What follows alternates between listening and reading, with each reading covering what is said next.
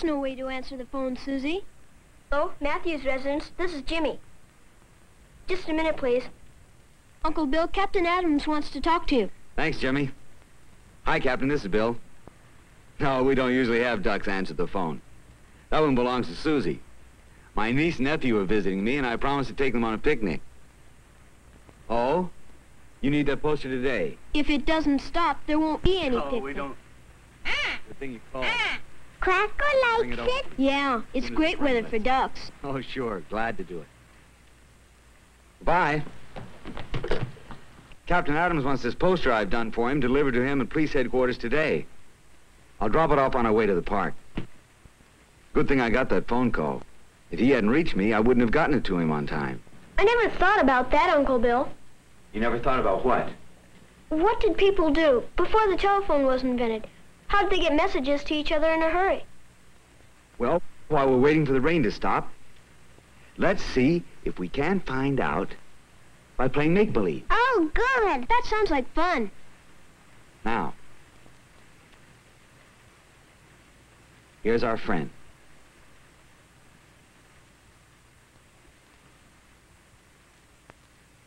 We'll call him, Mr. Man. He's going to take us back thousands of years, way before telephones or televisions or Telstar. He looks a little like you, Uncle Bill. He looks a little like all of us, Jimmy. You ready, Mr. Man? Man has played many parts during the years he has lived on Earth. So let's make believe we're going back in time. Thousands and thousands and thousands of years ago? That's right. When man lived in caves and hunted for their food. Found a herd of buffalo. At last, meat for supper. Run and tell the others to bring weapons, or else supper will run away. The only way Mr. Caveman knew how to get a message from one place to another was to send a runner. As civilization grew, man's way of life changed. But he still used runners to send messages. The Egyptians used runners. It took 2 days for a Greek runner to bring the news of a great victory. He is getting tired. He discovered he could ride horses.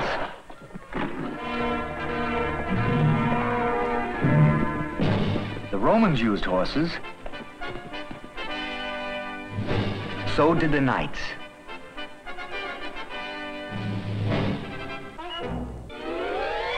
That's a Pony Express rider. That's right.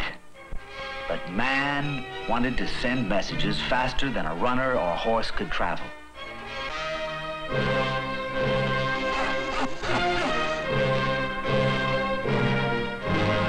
He's sending an Indian smoke signal. Right.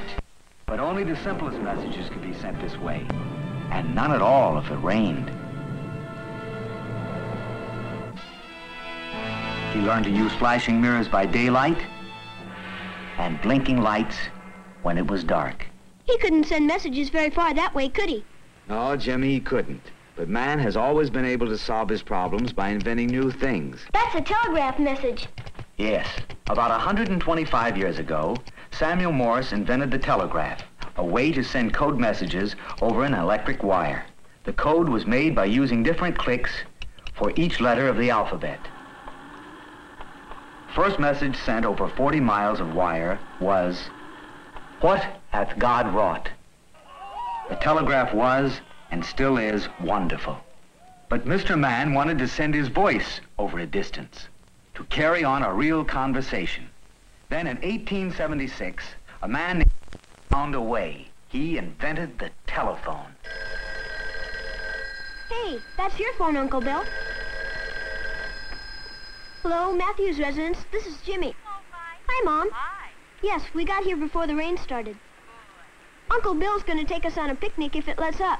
Fine. We're playing make-believe. I'll tell you about it when we get home. Good. Okay, Mom. Bye. What are you doing, Susie? She wanted to hear the voice going through the wire. You can't hear voices in the wire. Well, how does it work? How'd your mother's voice get in the phone? That's simple.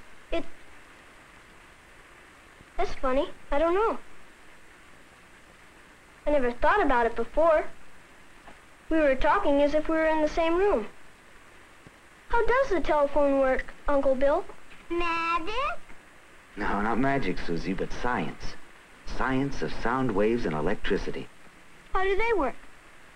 We'll let Mr. Mann show us.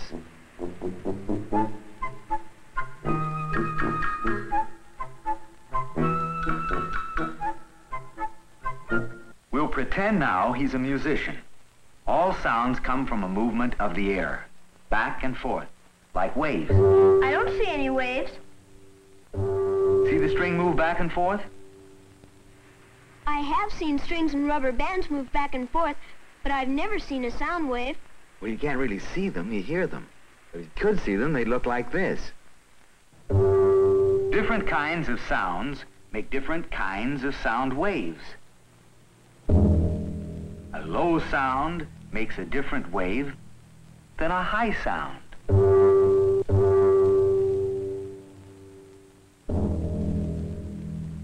Hey, Rudolph, that's the wrong note. You see, people's voices make sound waves too. When we speak, air from our lungs moves vocal cords like these in our throats. Hey, Rudolph. This movement makes sound waves and sends them out of our mouth. Hey! Hey! When sound waves reach the ear of another person, they make the drum in his ear move back and forth, and he hears the sound the other person is making. I see. But how do you hear over the telephone? We're coming to that. When Mr. Mann speaks into the telephone, the flow of electricity in the wires makes it possible for the other person to hear what Mr. Mann is saying, just as quick as a flash. But how? Well, when he has dialed his friend, and his friend Rudolph answers, the flow of electricity in the wires connects Mr. Mann's telephone through the telephone building to his friend's phone. Oh. Rudolph. Mr. Mann's vocal cords make sound waves which go into the mouthpiece of the telephone. These sound waves make the electricity flow stronger and weaker, depending on the sound waves his voice makes. Remember now that the flow of electricity is changing from strong to weak as it comes from Mr. Mann's telephone. These changes work on the receiver very much the way sound works on your eardrum. The electricity makes a little metal plate vibrate. This vibration makes sound waves come out of the receiver, and so, in a split second, the person on the other end of the line hears the same words Mr. Mann is speaking, and what he hears sounds just like Mr. Mann's voice. Rudolph, I said that's the wrong note.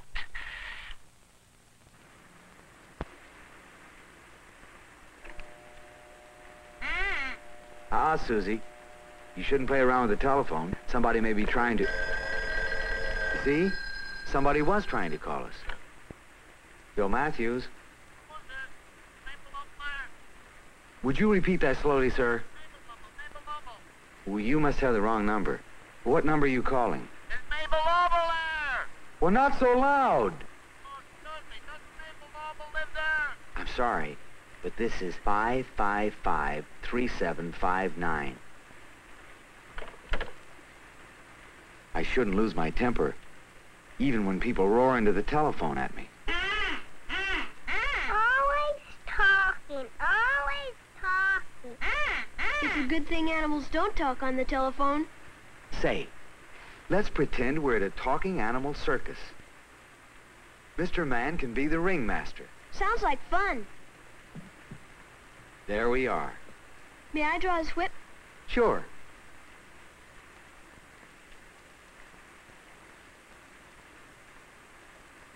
Whiskers? Here.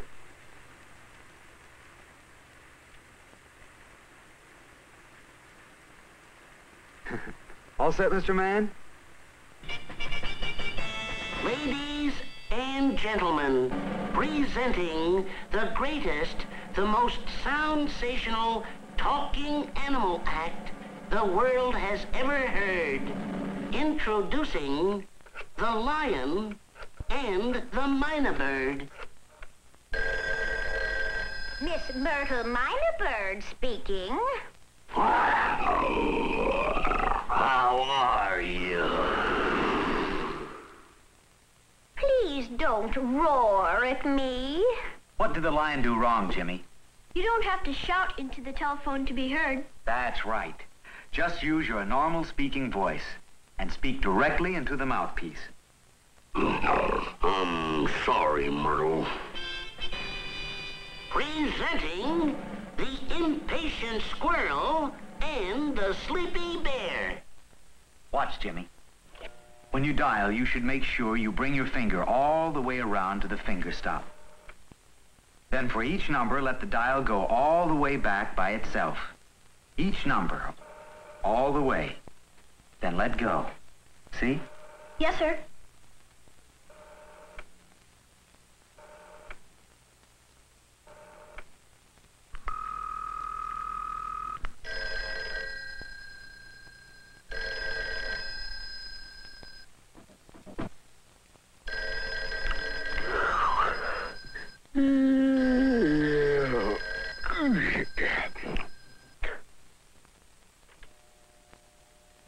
Hello?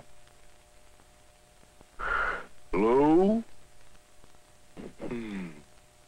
Now I wonder who that was. He waited too long. Right. He waited too long to answer. But if you're the person making the call, you should let the phone ring 8 to 10 times. See? Both of them are disappointed. And now, the preposterous pachyderms. In other words, elephants. So like I said, I wanted to invite you to a party. Smarty? Who are you calling a smarty? No, I said I'm giving a party at my house. Mouse? Don't you call me a mouse. What is the matter, Jimmy? Hello? I know. It's important to speak clearly on the phone so the other person can understand what you're saying. Right again, Jimmy. And now, for our grand finale, the gossipy piggy and the fed-up fox. Well, guess who was there? Betty. So I said to her, well, how is it every time I go to a sale, I run into you? It's just the funniest thing. Oh. Excuse me, lady, but I've been waiting to make an important call for 25 minutes. But I simply must tell Irma about my new hat. Well, now, as I was saying before I was interrupted, It's selfish and impolite to hog the phone. Somebody may be waiting to use it, or trying to call your house. Gee, that was fun. I hope nobody's being selfish on Bobby's phone. I'll call him to see if he's coming on the picnic.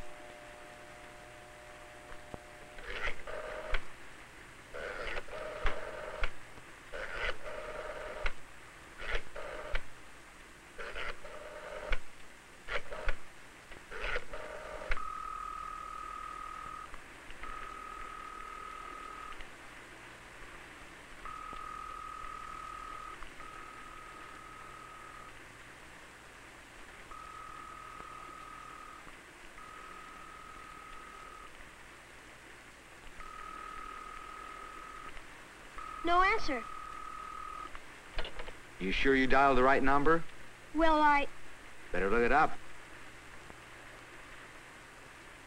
I'm not sure I know how. Oh, that's easy. Let's let Mr. Mann show us. Now, what's Bobby's last name? Martin. Robert Martin. We call him Bobby. What's his father's first name? His name is Robert. Well, Mr. Mann is ready.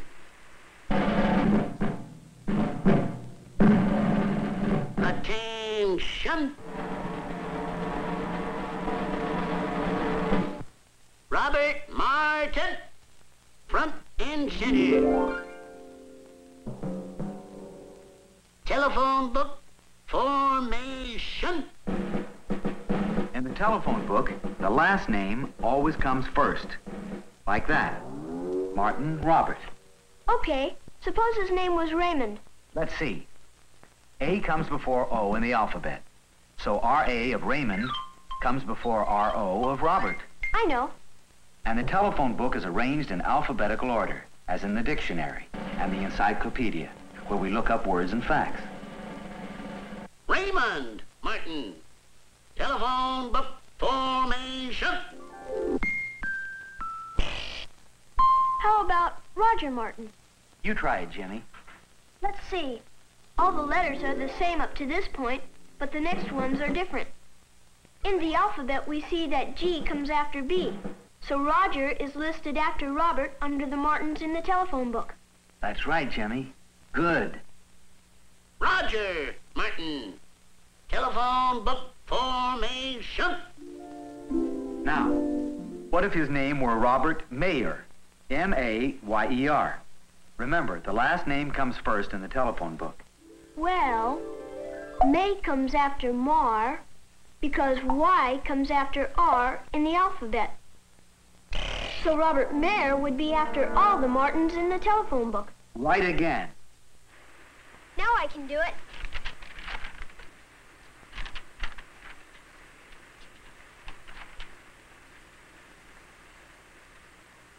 Here it is. Martin and Robert. 22 Montrose. The number is 555-2368. Be sure and write it down. All right. Telephone book is very helpful. Our friends are in it, like Robert Martin. Our doctors. Vision repairman, the bicycle shop. Then in this little book, I write down the numbers of people I call often. You should have one too, Jimmy. Saves a lot of time to keep the phone numbers of people you call often. Like your friend Bobby. Oh, yes. Hey, look, the sun's out. Now we can go on our picnic. Hooray! I'll try to call Bobby again. Well, tell him to meet us in front of the police station at 2:30. That way we can drop off the poster for Captain Adams. All right.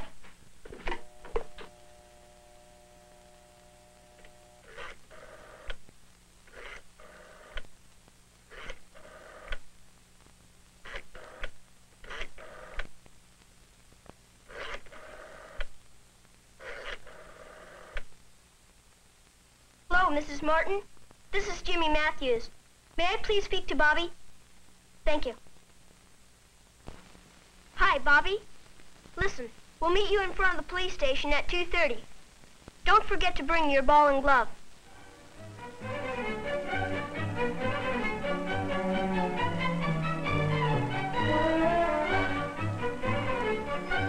Hi, Tom. Hi there. Children, this is Captain Adams. Hello, Captain Adams. How are you today? Fine. I want to be a policeman when I grow up.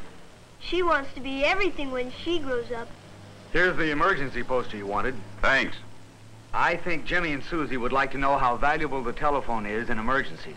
Good. You come inside for a minute and I'll show you.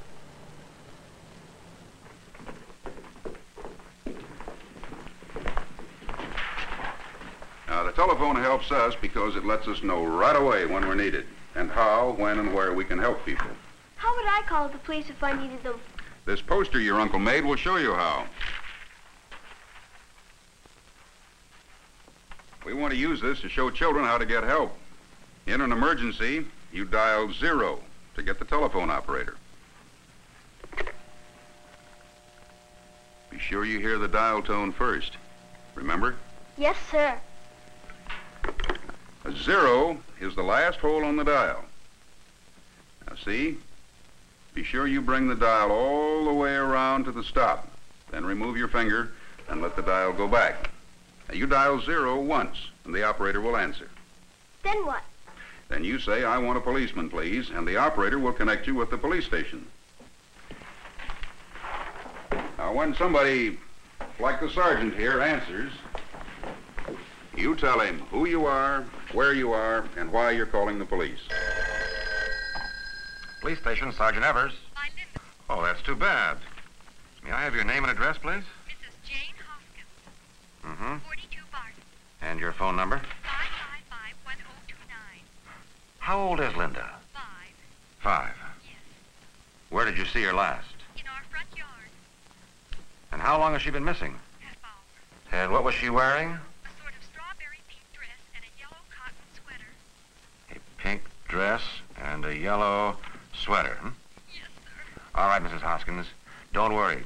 We'll find her and let you know as soon as we do. Oh, hurry. Yes, ma'am. Goodbye. Thanks, Sergeant.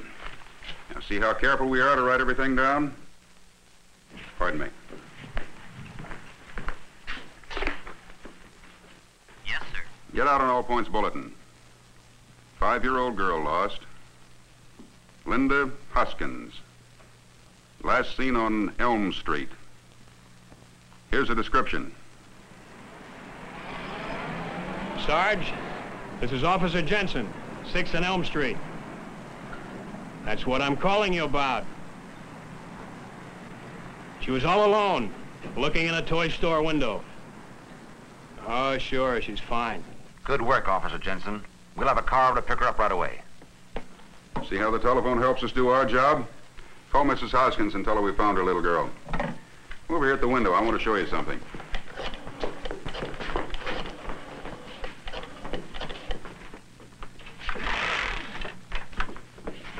There it is, the telephone building. In many ways, it ties the community together. When you dial a number, this equipment inside the telephone building automatically connects you with the person you're calling, whether he's across the street or miles and miles away. Thousands and thousands of calls go through here every day. This is Riley's Dairy. We need 50 pounds of butter. 50 pounds of butter. And 1 crate of large eggs. We'll deliver it today. This is Mrs. Lee, Doctor. When can I bring Tommy in for his checkup? Let me see. How about Tuesday, 4 o'clock? That will be fine. Marletti's Garage, Joe speaking. This is Les Perkins. My produce truck's broken down. I don't know what's the matter. Oh, where are you? Highway 26 near Maple Avenue. Okay, Les. I'll be right out. Lena's mother asked me to stay for lunch. May I? All right, Maria, but be home by 3 o'clock. I will. That shipment gone to Plainview yet? Not yet, Carl. We're loading it now. Good. Listen, Jess, they just called. They want 3 more cartons of soap. Okay, Carl. But telephone service wouldn't be complete without people to handle special calls and emergencies. Let's hear what the operators are saying. Mr. Hanson, please. Long distance calling. I'm sorry, the line is busy. I'll keep trying and call you. Mr. Marco, I'm ready on your call to Honolulu. I'll connect you with the fire department. On your call to Sunnyside, Mr. McCarthy will be back in an hour. Will you talk with anyone else? Thank you.